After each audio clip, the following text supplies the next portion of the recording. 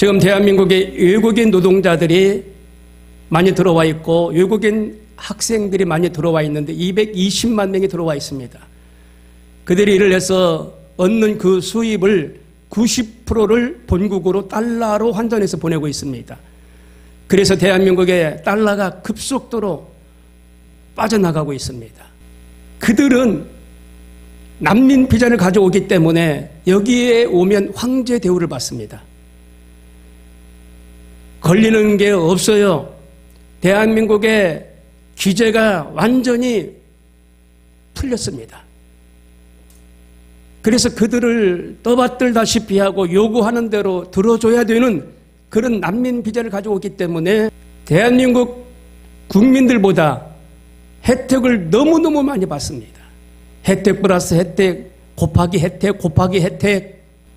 그들이 얻는 수입의 90%를 본국에다 보내니까 달러가 급속도로 해외로 빠져나가고 있어요. 달러를 많이 들여와야 그 나라가 강국이 되는데 달러가 없으면 IMF를 통하여 달러를 다시 또 빌려야 돼요. 근데 외국인들이 가면 갈수록 많아지고 있어요. 그러니 그 큰 기도 제목이고 이 난민 비자를 통하여 이슬람의 이맘들이 들어오기 때문에 그것 또한 큰 문제입니다. 이맘은 목회자들입니다. 지도자들이에요. 어떻게 감당할 수가 없어요. 그들이 와서 세력을 퍼뜨리고 가르치고 교육하기 때문에 그들이 기도처를 만들고 학교 내, 관공서 내, 회사 내에 기도처를 만들어달라고 요구하고 하는 대로 전부 다 저거 좋은 시설로 만들어줘야 되는 그런 상황에 처해 가고 있어요. 그들이 먹는 음식도 마찬가지입니다. 할랄 식품을 요구하면 할랄 식품을 만들어서 내놓아야 됩니다. 할랄 식품은 제사 음식입니다. 그런데 그들이 요구하면 그걸 만들어내야 돼요. 그들의 법도 요구할 겁니다.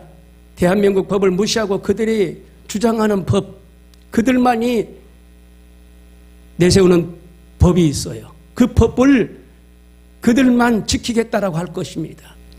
뉴욕의 월스트리트 세계 금융시장의 산실이 레비아탄인데 이 레비아탄은 악마입니다. 괴물입니다. 괴물. 그러니까 철옹성 갖고 무수부리하고 금권을 자랑하는 현대판입니다. 그런데 거대 강국인 미국이 지난 10월 7천억 달러의 금융 구제안을 내놔도 정상을 찾을 기미가 보이지 않고 급기야 지난주부터는 금리 0% 시대가 왔으며 미국은 필요한 만큼 달러를 찍어내어 현재 경제 위기를 극복하려 몸부림치고 있습니다. 뉴욕의 금융위기 강풍이 한국에도 직격탄을 맞고 있습니다.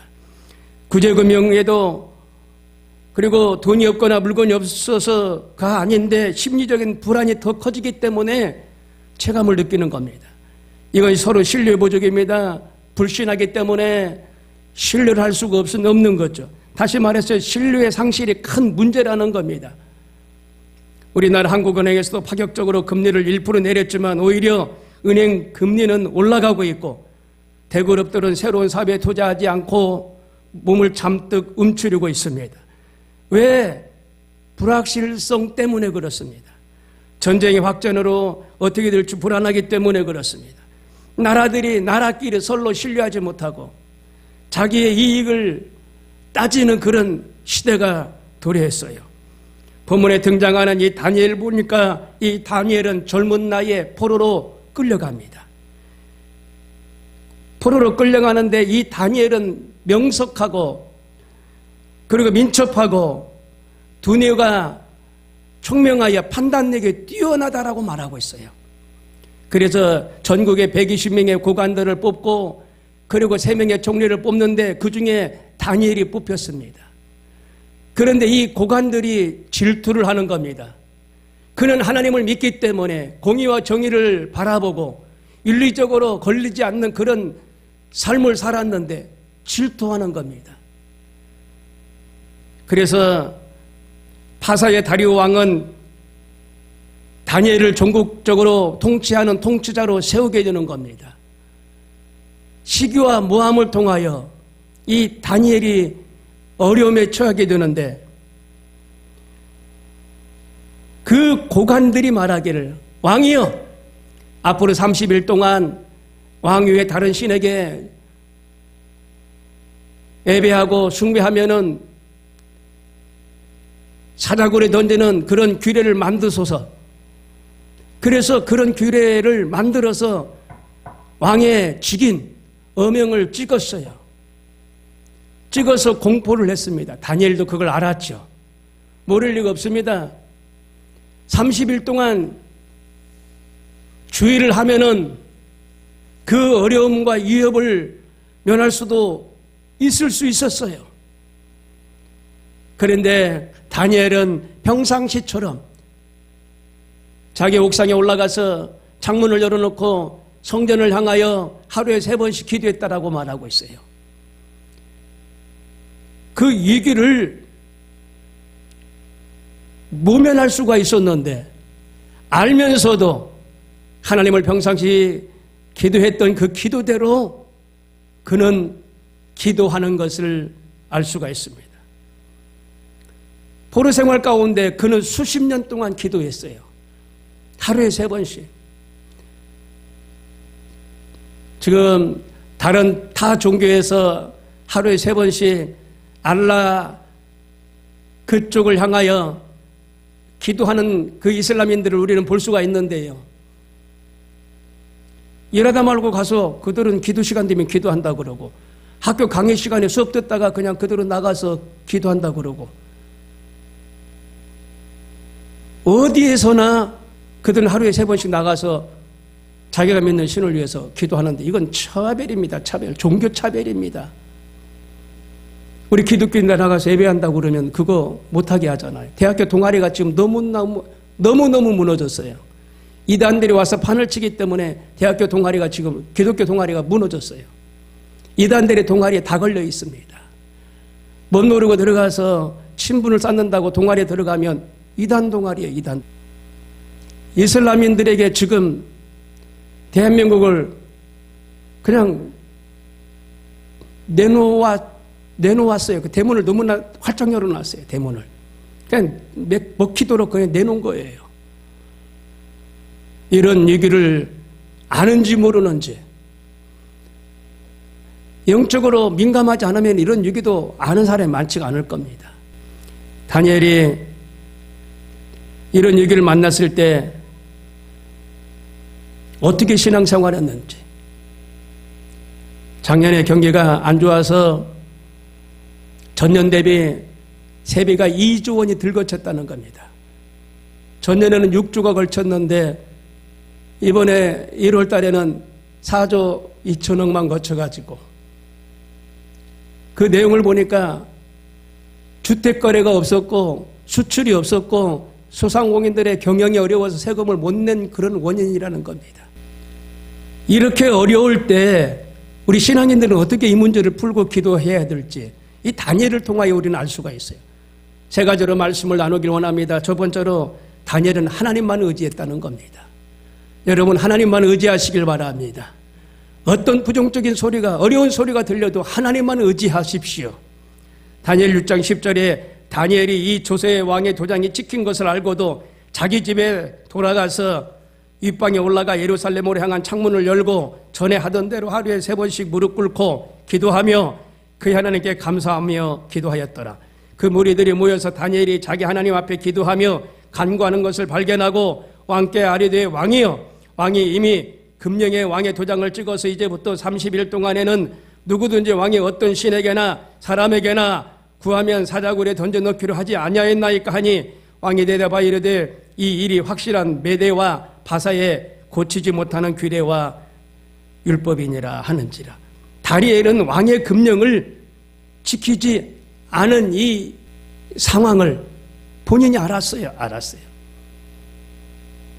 사자굴에 던져진다는 것도 알았습니다. 이 법을 고칠 수 없다는 것도 알았어요. 인간적으로 30일만 참으면 이 위협에서 벗어날 수 있다는 것도 이성적으로 알았습니다. 그런데 다니엘은 참신한 종이라 하나님만 의지하는 믿음을 가지고 전례대로 해왔던 기도를 매일같이 하게 되는 겁니다. 하나님은 한 분이십니다. 하나님은 영원하십니다. 하나님은 나눠질 뿐이 아니고 그 존재가 불변하시다는 겁니다. 그리고 최고의 통치자가 되시고 하나님은 모든 것을 아시고 모든 것을 하시는 분입니다. 그리고 모든 곳에 계시는 분입니다. 그리고 인간에게 좋은 것을, 가장 좋은 것을 베푸시는 분입니다. 그리고 하나님은 사랑하는 자에게 사랑을 베푸실 뿐만 아니라 복을 주십니다. 그 하나님은 사랑하는 자에게 때를 따라 은혜도 주십니다. 그 하나님을 믿었어요. 하나님은 영적 존재이기 때문에 무한한 하나님의 은혜와 능력을 그는 믿었어요. 언제나 절대적인 하나님이기 때문에 그 하나님을 그는 믿었어요. 그 하나님은 모든 능력을 가지고 계시기 때문에 그 하나님을 그는 믿었어요. 하나님은 철저하고 절대적인 완전성을 가지고 있는 완전하신 분이기 때문에 그 하나님을 그는 믿었어요. 힘들고 어려워도 이런 소리 저런 소리 부정의 소리 들려도 하나님을 의지하는 백성에게 복이 있다는 겁니다. 하나님만이 주실 수 있는 것은 하나님께 구할 때 하나님만이 주신다는 겁니다. 내가 두려워하는 날에는 내가 주를 의지하리다. 시편 56편 3절에 말하고 있어요. 주를 의지해야 돼요. 내 길을 여호와께 맡겨라. 그를 의지하면 그가 이루시고 시편 37편 5절에 그가 우리의 갈 길을 지도하신다는 겁니다. 그가 우리 앞길을 인도하신다는 겁니다. 내가 하나님을 의지한 즉 두려워하지 아니하리니 사람이 내게 어찌하리까. 두려워하지 마십시오. 우리가 하나님을 의지하고 용감하게 행하리니 그는 우리의 대적을 밟으실 이심이로다. 원수 마귀를 발로 밟으실 이가 하나님이라는 겁니다. 하나님이 발로 밟으시고 우리를 도와주십니다. 오늘 하나님만 의지하시면 하나님이 모든 문제를 해결해 주고 계실 줄로 믿습니다. 두 번째, 포기하지 않습니다. 다니엘 6장 10절에 다니엘이 왕의 조서에 어인이 찍힌 것을 알고도, 어인, 왕의 도장입니다. 이건 규례이기 때문에 바꿀 수가 없어요. 이 내용을 바꿀 수가 없어요. 한 달 안에 왕의 명령을 어기고 이 어인이 찍힌 이 어명, 이 내용을 어기고 다른 신에게 절하면 사자굴이 던져지는 거예요. 알았어요. 가데스바에 이스라엘 백성들이 12명 정탐꾼이 있었는데 이 가데스바에서 12 정탐꾼이 정탐을 하러 40일 동안 가나안 땅을 들어갑니다. 41일 동안 정탐하고 돌아와서 10명은 부정적인 말을 하지만 2명은 긍정적으로 말합니다. 부정적인 말을 한 사람은 그 사람뿐만 아니라 그 후대가 이스라엘 광야에서 맴돌다가 죽었다고 그랬어요. 그리고 그 가나안 땅에 들어가지 못했다고 그랬어요. 그런데 긍정적으로 보고했던 여호수아와 갈렙의 그 후손들만 가나안 땅에 들어갔다라고 말하고 있습니다. 여러분, 어떤 상황이 왔을 때에 부정적으로 보고 말하느냐 아니면 긍정적으로 보고 말하느냐 엄청난 차이입니다. 어렵대, 힘들대 그렇게 보고 말하는 것하고 어렵대, 그래 기도하면 돼, 괜찮아, 하나님이 다 해결해 주실 거야, 하나님의 그 애정 가운데 있어, 더 좋은 걸 주시려고 하는 거겠지, 기도해, 그런 말들을 무시해, 걱정하지 마, 하나님이 더 좋은 것으로 역사하실 거야. 긍정적으로 말하고 보고하는 사람, 그런 무리들이 신앙인의 자세인 줄로 믿습니다. 마지막 세 번째로 다니엘은 기도했습니다. 하루에 3번씩 무릎을 꿇고 기도했다라고 되어 있어요. 우리가 문제를 당할 때 전공법은 뭐냐? 기도입니다. 전공법은 따로 없어요. 기도예요. 여리고가 무너지는 것도 기도해서 무너졌어요. 병 치료받는 것도 기도하니까 무너졌어요. 아침 9시 예배 때 기도를 얼마나 강조하던지요. 너무너무 기도를 강조하십니다. 작게 소리내서 기도하지 말라는 거예요.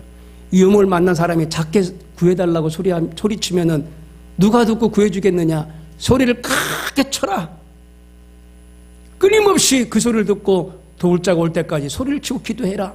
그 말씀을 하시더라고요. 다니엘은 그래도 기도했어요.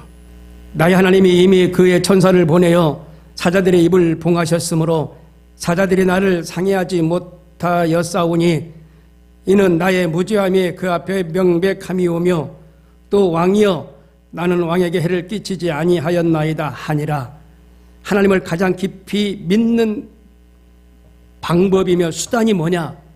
기도라는 겁니다. 텔레비전 앞에 말뚝을 받고 드라마에 빠져있는 사람들이 주일날 교회 안 나오는 것을 알 수가 있어요. 예배했던 사람이 예배당에 나오지 않고 헌신하고 봉사했던 사람이 나오지 않고 있는 걸 알 수가 있어요. 감사했던 사람들이 감사가 식어져 갑니다. 그런 사람들을 바울이 뭐라고 그랬냐? 어리석은 사람들이라고 그랬어요. 영으로 시작하여 육으로 마치는 사람들이다. 어리석은 사람들이라고 그랬어요. 사랑하는 성도 여러분, 아무리 어려워도 주회를 하다가 포기하거나 낙심하지 마십시오. 문제에 부딪혔을지라도 낙심하지 마시고 포기하지 마십시오. 어리석은 사람이 되지 마십시오. 하나님께서 우리에게 피할 길을 주시고 시온의 대로를 인도하시고 기도하면 선한 때에 좋은 것으로 역사하여 주실 줄로 믿습니다. 다 같이 기도하겠습니다.